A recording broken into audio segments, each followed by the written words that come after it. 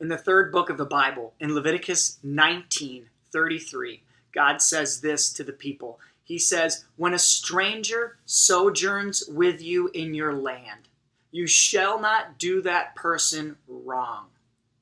That word stranger in Hebrew is ger, and it means somebody who's new or not from around here, that is a newbie, so to speak, and an unfamiliar person, not one of your own tribesmen or people group.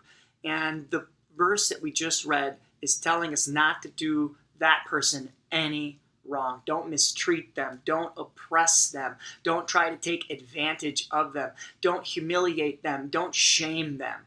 Don't hate them.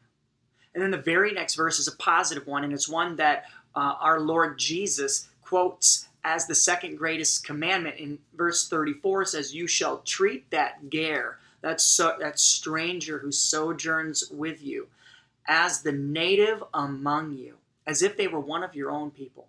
Treat them like a brother or a sister. "And you shall love that person as yourself." You shall love that person as yourself. What do you and I do? What do we do when we are around the stranger? The one who is unfamiliar to us, the one who doesn't look like we look or eat what we eat or maybe even smell like we smell. They have different cultural practices, they've come from different places and have different stories and have had their own set of hardships and trials to endure. What do we do when we are around that stranger? More often than not, the struggle, I think, with all humanity is that when we are around what is unfamiliar to us is we build walls up between us and them. And these walls can be metaphoric in so many ways because we are filled with anxiety and fear sometimes about what we don't know.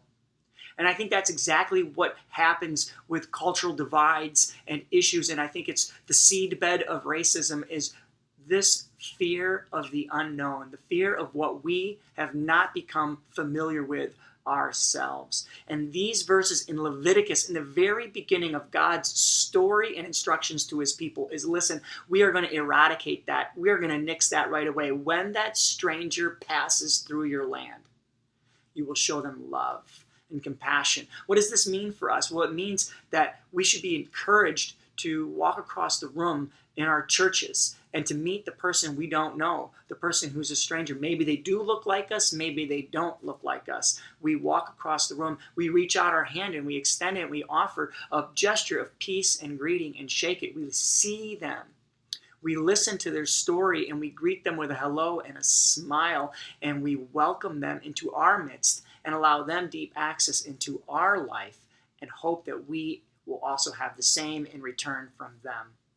We take time to show hospitality, both with our home and our life, and we allow generous access to the things we think and the things we believe, and we open ourselves up to a willingness to learn, a willingness to hear the story of someone else.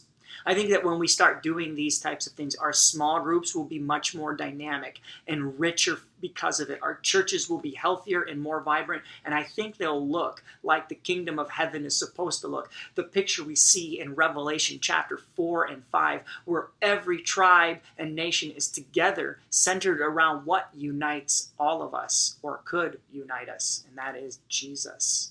So my brother and my sister out there, I hope that you will love well. I hope that you will not just love the easy person to love, but love the person who's strange to you, the person you do not know, the person who does not look like you or act like you. May you go and love robustly. God bless.